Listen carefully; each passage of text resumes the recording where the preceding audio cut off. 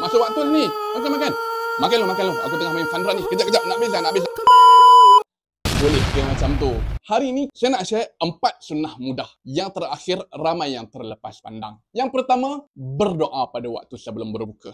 Baginda Nabi SAW bersabda, ketika waktu berbuka ada doa yang takkan ditolak. Hadis riwayat Ibnu Majah. Waktu hampir nak berbuka tu, jangan buang masa. Jangan duk main phone, siapkan persiapan makanan. Yang suami boleh tolong isteri hidangkan makanan supaya makanan siap tersedia sebelum masuk waktu. Dalam lagi 5 minit nak masuk waktu tu, kita fokus angkat tangan berdoa.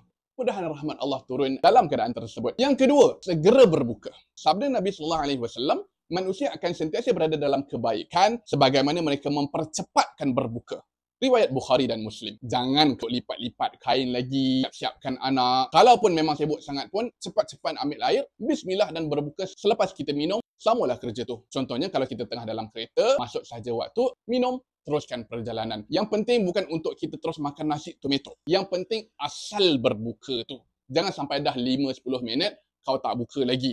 Salah, menyanggahi sunnah.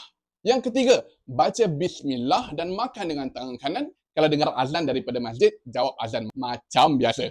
Yang keempat, berbuka dengan kurma basah ataupun dengan kurma kering yang biasa itulah. Atau kalau tak ada sangat, dengan air. So, pastikan antara juadah berbuka puasa kita daripada murtabak, roti john, air katira.